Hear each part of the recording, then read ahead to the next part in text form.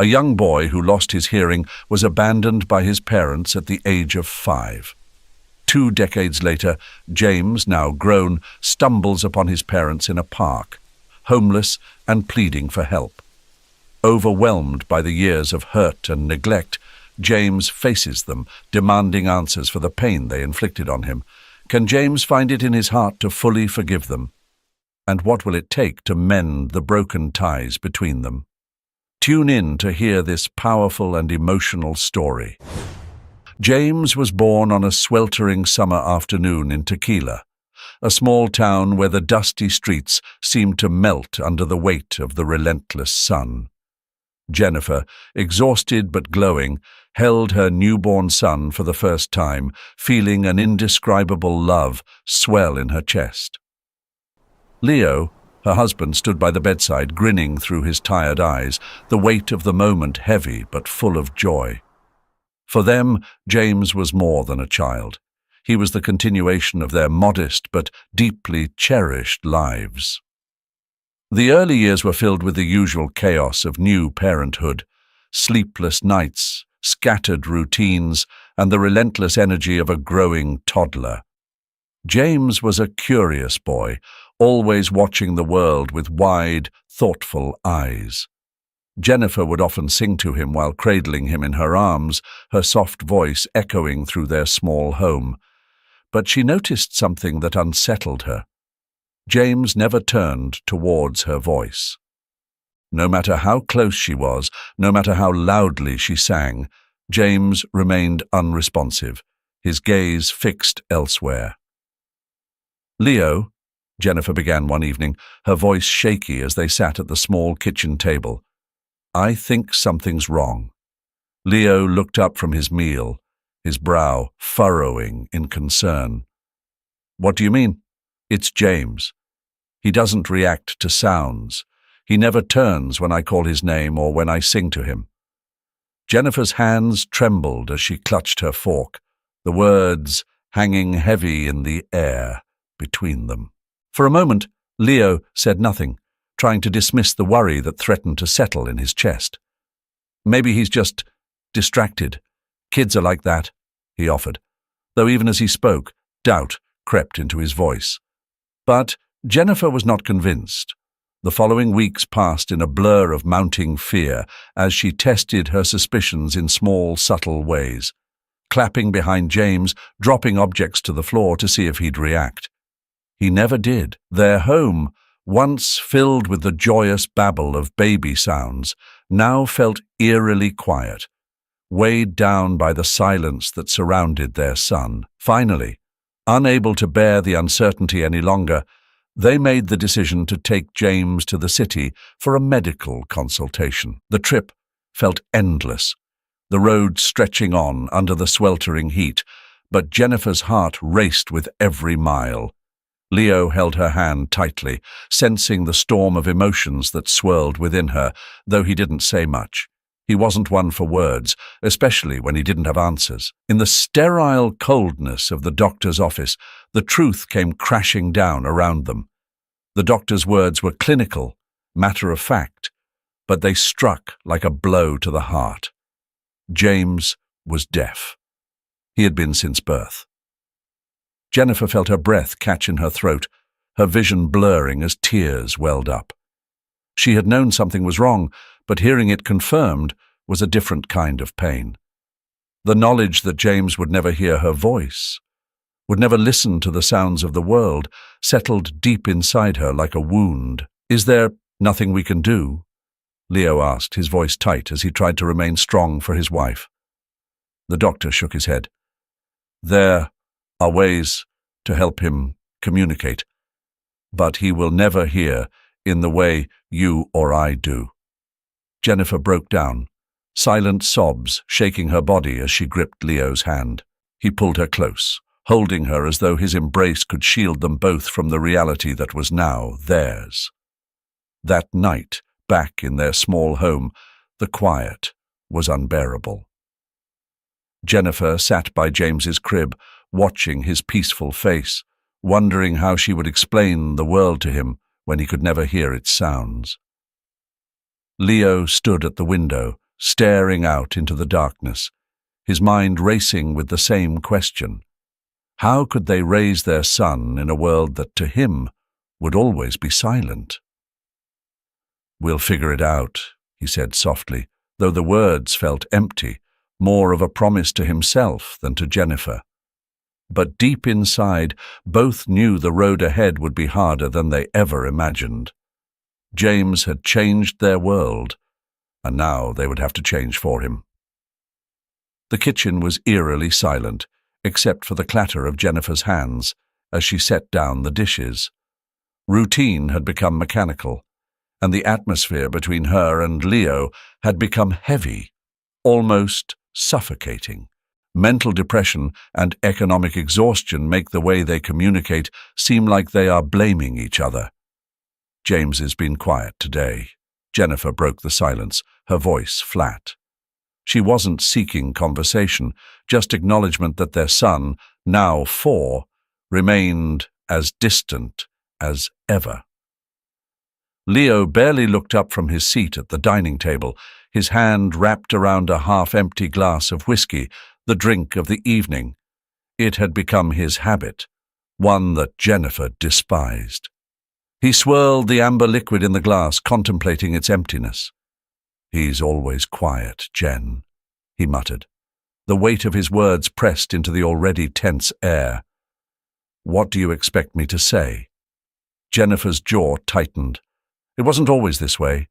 She remembered when they used to talk, really talk, about their hopes for James, about how they could help him learn, connect.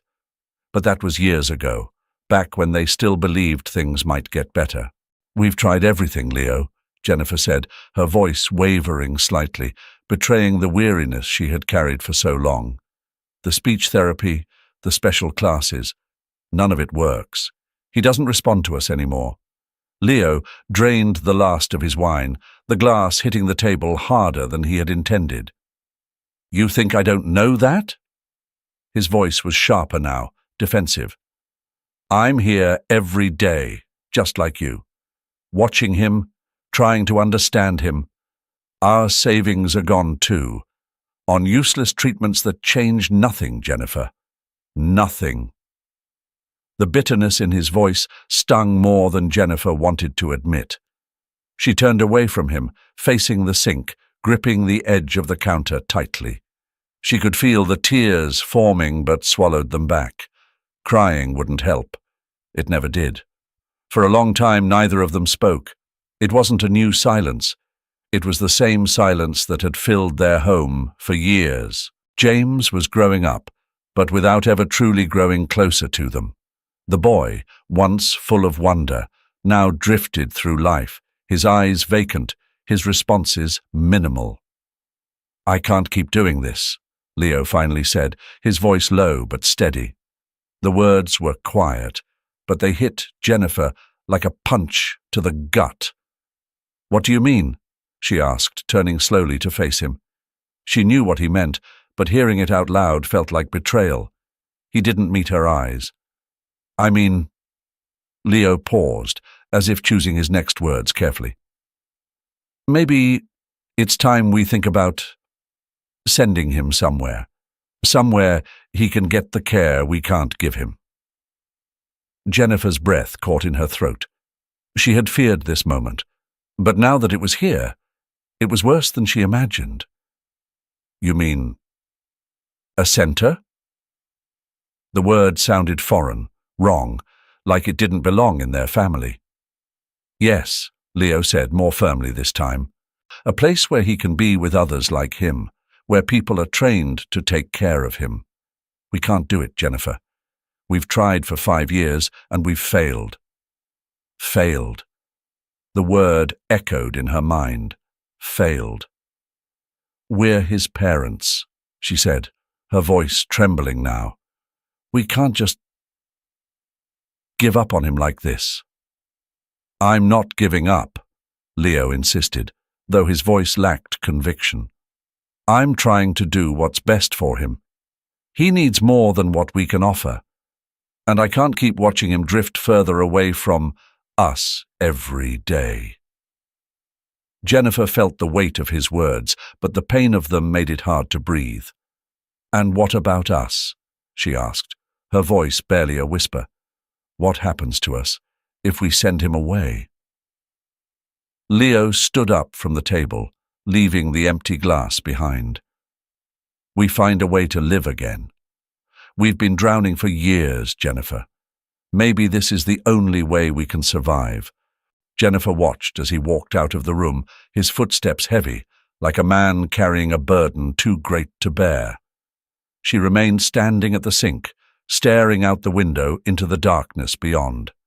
The truth was, they had both been drowning. But sending James away felt like losing a piece of herself that she wasn't sure she could survive without. The silence that followed wasn't new, but it felt final. The rain drummed softly on the roof, filling the small apartment with a low, constant hum. It was a quiet night, too quiet, except for the heavy breaths of Leo and Jennifer sitting at the edge of their worn-out couch. Their gazes were locked on the small figure of James, who was busy playing with a toy truck on the floor, completely unaware of the weight of the decision that hung in the air. His innocent laughter cut through the tension in the room like a blade, making the silence between the couple all the more unbearable. "We can't do this anymore," Leo finally muttered, his voice barely audible over the rain. He rubbed his temples, his eyes dark with exhaustion. "We've tried everything, Jennifer. I don't see another way." Jennifer clenched her hands tightly in her lap, her knuckles white from the pressure.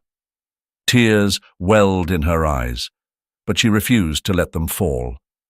"I know," she whispered, "but it feels like we're abandoning him. How can we live with ourselves?" Her words hit Leo like a punch to the chest, but he couldn't afford to show it. He had to stay strong for both of them. "The foster home will take good care of him. He'll have food, a roof over his head, maybe even a chance for a better life. What can we give him now? We're barely surviving ourselves." Jennifer nodded, but the guilt was already settling deep within her bones. She glanced at James, still playing happily, oblivious to the storm brewing in his parents' hearts. How could they explain to a 5-year-old that this would be their last night together? That tomorrow they would take him to a place he wouldn't understand, and they wouldn't come back for him? She couldn't bear the thought. The rain didn't let up as they drove towards the children's home, the windshield wipers struggling to keep up with the downpour. James sat in the back seat, his small face pressed against the window, watching the droplets race each other down the glass. He didn't ask where they were going. In his mind, it was just another nighttime drive with his parents, and that was enough for him. Jennifer kept glancing back at him, her heart breaking a little more with each mile that passed. Leo's hands gripped the steering wheel so tightly his knuckles had turned pale. He didn't say a word. What was there to say? They both knew that once they left, they couldn't turn back. This was their decision, no matter how much it tore them apart inside. When they arrived, an orphanage far away from where they lived. The building loomed ahead like a shadow in the rain. The entrance lights flickered dimly, casting long shadows across the wet pavement. James jumped out of the car, eager to explore, laughing as he splashed in puddles.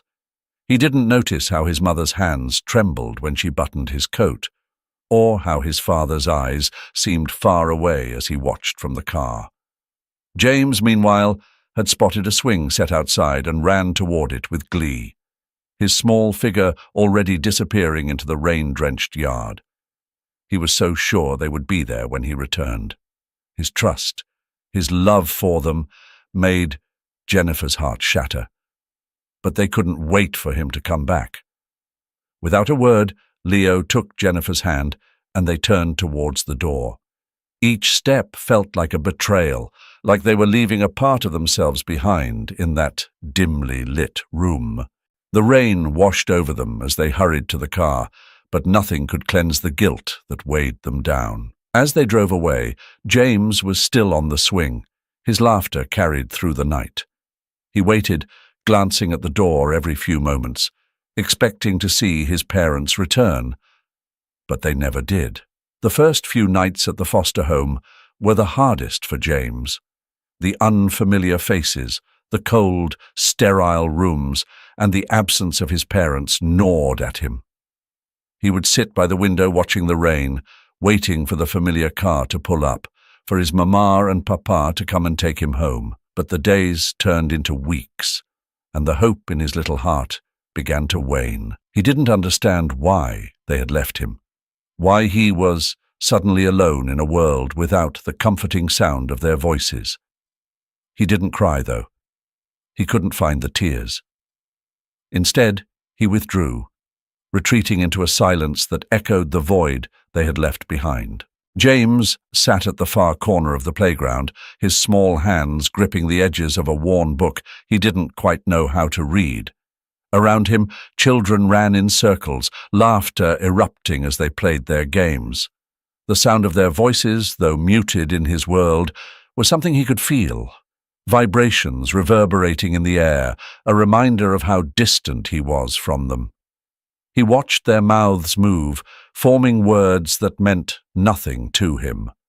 It was a language he couldn't grasp, and it isolated him more than anything else. He had tried to join in once, chasing after a ball as it rolled towards him, but when he caught it, a boy shoved him, mouthing something James couldn't decipher. He dropped the ball, confused, and they laughed. A sharp, biting laugh that even in its muted form cut through him. Days passed, and the playground became a place James learned to avoid. He found solace in small, quiet corners, far from the teasing. His inability to hear made him a target, but over time, James became sharp-eyed. He began to study the way they moved, the way their faces twisted before a taunt, the way their shoulders stiffened before a shove. It wasn't much, but it gave him a second to brace himself, to dodge the worst of it. Reading their lips became a survival tactic, and while it didn't grant him full understanding, it was enough to catch glimpses of their intentions. But then came the day Mike arrived. James noticed him first because he wasn't like the others. Mike walked slower, his eyes scanning the room the way James did. His movements were deliberate, careful, as though he too was trying to figure out where he fit in. But what struck James most was the boy's stillness. He didn't seem fazed by the chaos around him. Instead, he waited, eyes searching until they landed on James. Mike approached, standing quietly in front of him, and then, unexpectedly, began to sign. James blinked, watching as Mike's hands moved fluidly, forming shapes James had never seen before. He understood immediately.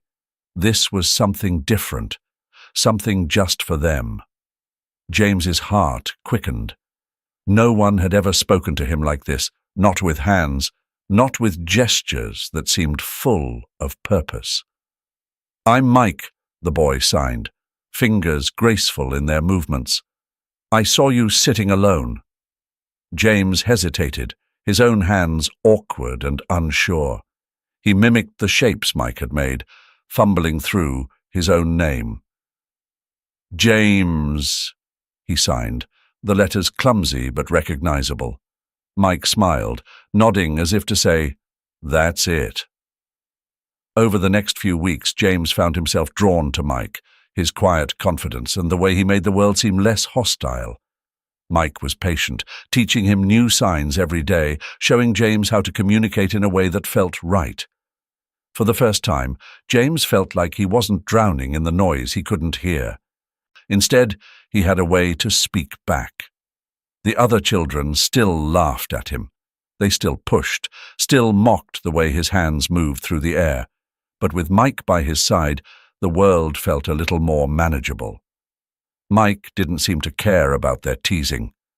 He shrugged it off with an ease that James admired.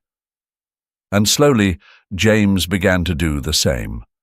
Their friendship grew in the small moments they carved out together. Sitting under the shade of the big oak tree, they would talk in silence, hands moving between them in a conversation only they could understand. James learned to laugh again, a quiet sound, but a sound full of something he hadn't felt in years: hope. Though the world outside their bubble was still sharp and unkind, within that space, James found something precious. Mike's presence gave him a sense of belonging, a feeling that he wasn't just the deaf boy who couldn't keep up. He was someone who could communicate, who could connect. And for the first time, in a long time, James felt like he was seen.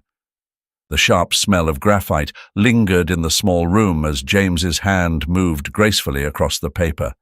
Each stroke brought a sense of release, a way to shape his emotions into something tangible. His drawings had become his refuge, a place where silence spoke louder than words. It was the only world that made sense to him now, especially after Mike's departure. Mike had been his anchor in the stormy sea of the orphanage. The two of them had shared whispered conversations late at night, dreaming about the families they wished would take them in. But the day came when Mike was adopted. James remembered standing in the corridor, watching as his friend left with a new family, his backpack swinging by his side. Mike had looked back once, a flicker of guilt in his eyes, but then he was gone. After that, the orphanage seemed even quieter. The kids played in the yard, but James sat alone by the window, sketching. Days blurred into one another, filled with the hum of children's voices that no longer reached him. His drawings, though, grew bolder, more intricate. Faces, emotions, and entire worlds emerged from his pencil. Art had become his only companion. As the years passed, James's skill sharpened, but so did his isolation. By the time he turned 18, he had transformed into a solitary figure, both in body and spirit. The void in his life had been filled with lines, shapes, and colors, yet it was a hollow satisfaction. Despite his talent, a question gnawed at him. Why had his parents abandoned him? It was a question without an answer, but it lingered like a shadow over everything he created. The orphanage, though home for so long, was never meant to last. James knew that his time there was coming to an end, and when the day finally arrived, it was bittersweet. He had few possessions to carry with him, a couple of sketchbooks and a handful of pencils. But the headmistress, a stern woman with a surprising soft spot for James's talent, had arranged something unexpected, a scholarship to an art school in a large city. A few of the teachers had pulled strings, recognizing that his potential could take him beyond the orphanage walls. And so, with little more than a suitcase and his art supplies, James left the place he had called home for years. The city was vast, overwhelming even, but it pulsed with life, a rhythm that James had never felt before. For the first time, he was surrounded by people who shared his passion for art. But, despite this, a sense of detachment followed him wherever he went. He kept his distance from others, preferring the company of his canvas. It wasn't until he began volunteering at a local community center that James's world began to shift. There, he met a group of deaf children. At first, it was intimidating. He had no idea how to communicate with them. But art, as it had always been for him, became the bridge. Slowly, he taught them how to express their feelings through drawing and painting. Watching their faces light up as they discovered new ways to communicate reminded James of the solace he had found in his sketchbook as a child. For the first time in years, James felt a glimmer of purpose. Teaching the children didn't just fill his time, it filled a part of his soul that had been empty for so long. The community center became his second home, and he threw himself into his work. helping more and more children connect with their emotions through art. But despite these successes, the haunting memories of his abandonment remained. Even as he gained recognition for his teaching and his art, the old pain never truly faded. At night, after the last child had left the center, James often found himself staring at his own reflection in the glass, wondering what he had done to deserve being left behind. His life was comfortable now, more so than he had ever imagined it could be. He had friends, colleagues, and a steady stream of students who admired him. Yet, the more he achieved, the deeper the ache inside him grew. No amount of art, no number of children's smiles could erase the question that had always plagued him. Why was he not enough for his parents to stay? And so, despite everything, peace eluded James. His art had given him a voice, but it had not yet given him the answers he so desperately sought. James's eyes hardened, and he tried to use sign language to express himself. All these years, you just disappeared, without an explanation. Do you know what that did to me? Do you know? Leo swallowed. Although they didn't understand what James was saying, they understood that James was blaming them. His voice was weak. James, we didn't want to leave. We had no choice. Jennifer began to sob, her body shaking with regret. Leo reached out to take her hand, but James shook his head. I needed you, James continued using sign language, his voice choking, but he tried to hold back his tears. I was a child, and you weren't there. Leo looked up, his eyes red. We thought you would be better off without us. We were wrong, James. We were so wrong. The words hung in the air, and for a long moment no one spoke. James stood there, feeling the rage and pain churning inside him, but there was something else too, something unexpected, a small, fragile flicker of pity. He took a step back, his chest tightening. I deserve better, he thought, turning away from the broken figures before him. You both deserve it. As he walked away, their silent sobs followed him, a haunting echo of what might have been. James sat in the quiet apartment, staring at the dimly lit street outside. The conversation with his parents still echoed in his mind, each word weighing heavily on his chest. He had faced them after years of silence, and though he had prepared himself for the confrontation, nothing could have truly readied him for the flood of emotions. His heart was torn. Could he really forgive them? Could he live with himself if he didn't? Leo and Jennifer, his parents, had been broken people for as long as he could remember. Their promises had been empty, their love conditional, always tangled with their own failures.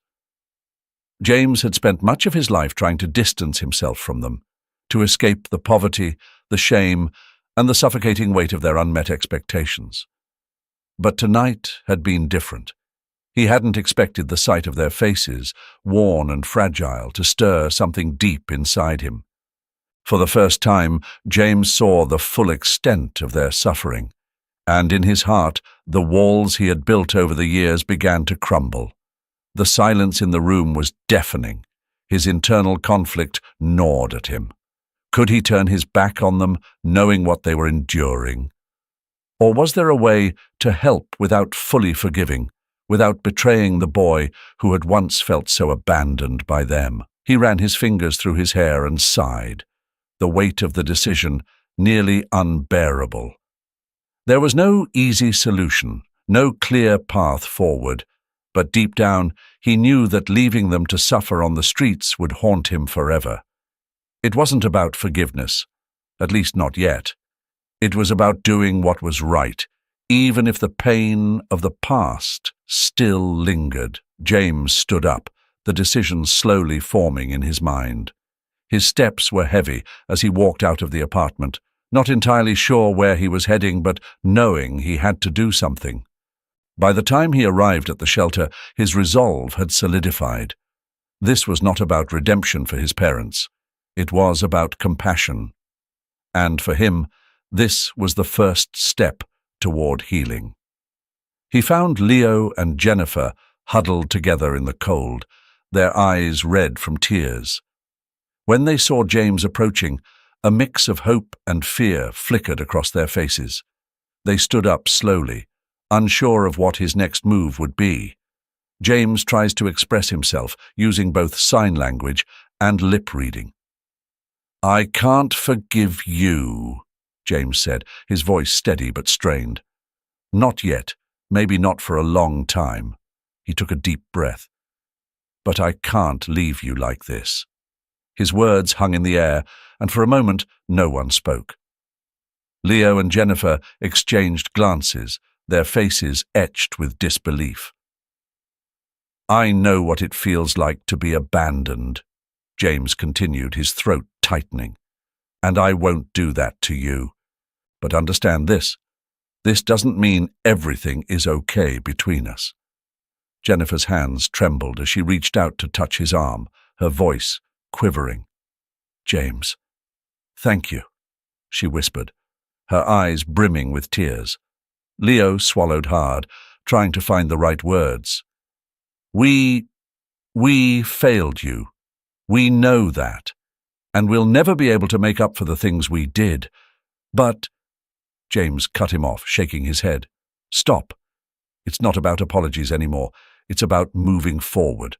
About surviving." He took them to a homeless support organization where they could get the help they needed. "They'll help you here. You'll have a roof over your head, food to eat, and people who can guide you through this." Leo's eyes filled with a mix of shame and gratitude. "We don't deserve this," he muttered. James looked at him for a long moment. "Maybe not.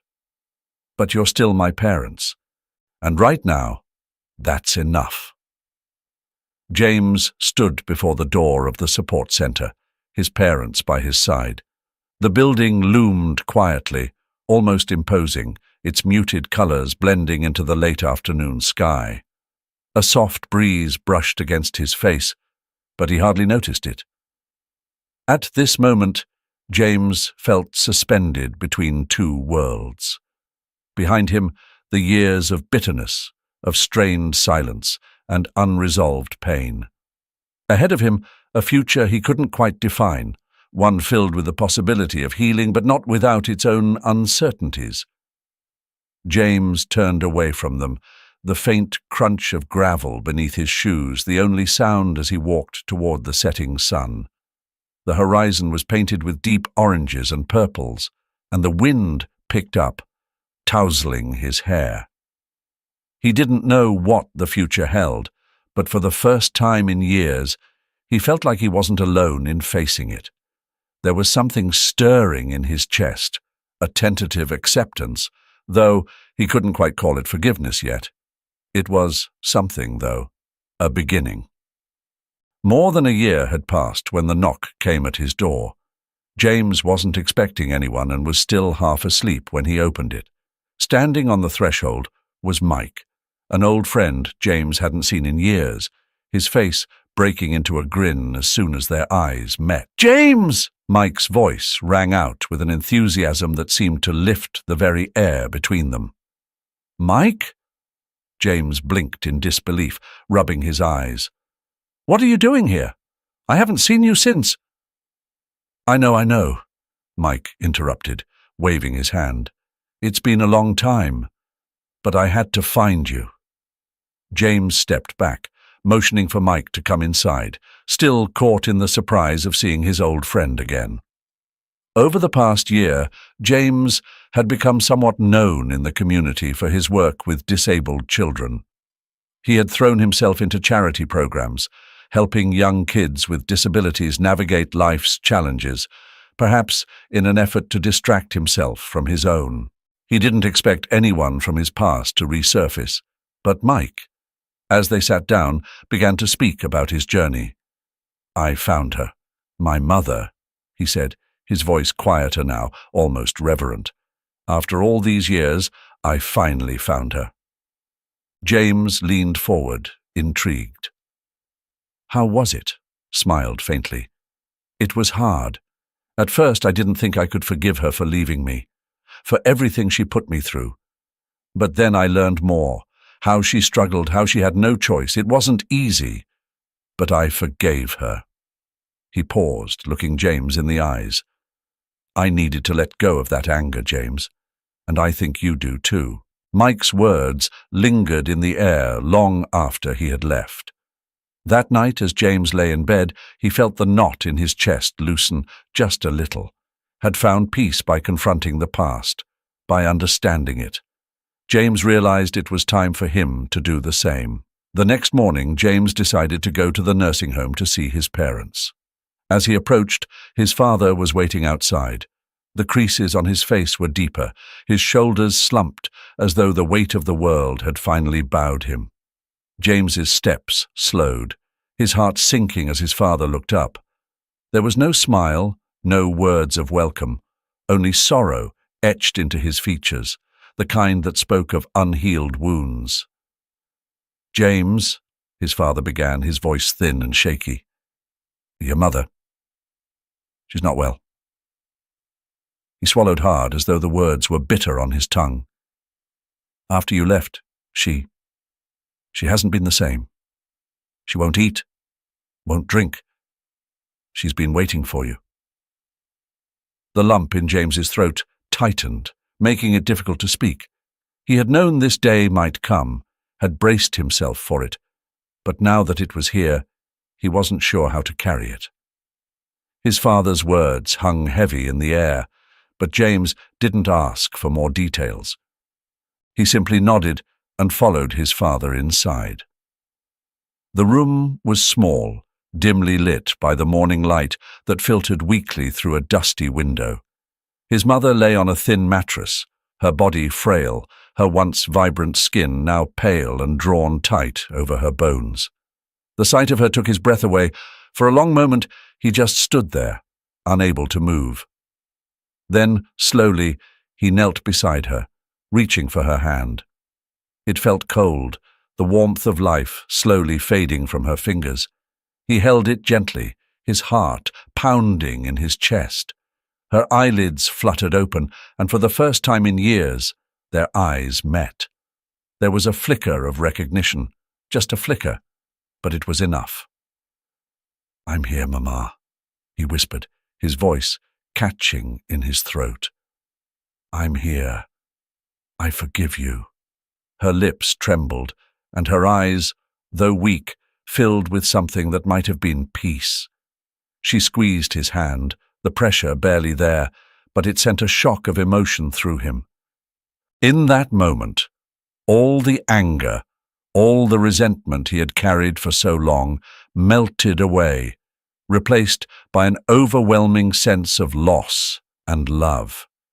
The years they had wasted apart seemed irrelevant now. All that mattered was this fragile connection, the unspoken understanding between them.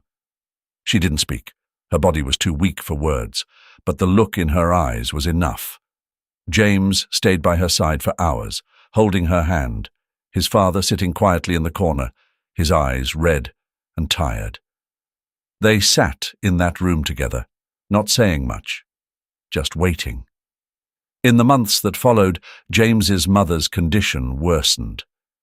Tuberculosis, the doctors said. The disease had ravaged her body, and there was nothing they could do but make her comfortable. She was slipping away, slowly, her body giving in to years of hardship. But there were moments, small moments, where she smiled, where her eyes found his, and in those moments, James knew that despite everything she was content. The day she passed, James sat beside her bed, his hand still holding hers. Her breath had grown shallow, and with one final exhale, she was gone. It was peaceful, the way she left, like a leaf finally letting go of the branch after holding on through the storm. And for the first time in a long time, James felt something lift inside him. After the funeral, there was a quiet resolve in him. He took his father home to the small apartment he had managed to hold on to. They didn't speak much about the past, about the years of separation or the arguments that had driven them apart. Instead, they focused on the present, on the simple things, meals together, the comfort of shared silence, the healing that came in quiet, unremarkable moments. And as the days turned into weeks and the weeks into months, James began to understand that forgiveness wasn't about the grand gestures. It was about the small things, the daily acts of love that slowly mended the wounds of the past. The next morning, James returned to the shelter where he had last seen his parents. His father was waiting in the same spot, but his mother was nowhere to be found. His father looked older, more fragile, and as James approached, the sorrow in his eyes told James everything he needed to know. "James," his father began, his voice shaking, "your mother, she's not well. After you left, she hasn't been the same. She won't eat, won't drink. She's been waiting for you." A lump formed in James's throat. Without saying a word, he followed his father inside. His mother lay in a small room, her body frail, her breaths shallow. For the first time in years, James knelt beside her, taking her hand in his. Her eyes fluttered open, and for a moment there was a flicker of recognition. "I'm here, Mama," he whispered. "I forgive you." Her hand squeezed his gently before. Few months later, James's mother died of tuberculosis after years of being homeless. But it can be said that the last days of her life were the happiest time in Jennifer's life when she met her son again and received his forgiveness. After the funeral, James took his father home with him, determined to care for him in his final years, just as he had been cared for as a child. Wow, what an emotional journey we've just experienced together. James's story reminds us that forgiveness isn't easy, but it's the key to healing, even when it comes late. Seeing him reconcile with his parents and find peace despite all the pain really shows the strength of the human spirit. If you've ever struggled with forgiveness, remember that it's never too late to take that first step. We don't always get a perfect ending, but we can find peace in the moments we create along the way. If this story touched you, be sure to leave a comment below. What would you have done in James's shoes? Don't forget to like and subscribe for more stories that dive deep into the heart of real human experiences. And, as always, thanks for watching, and I'll see you in the next video.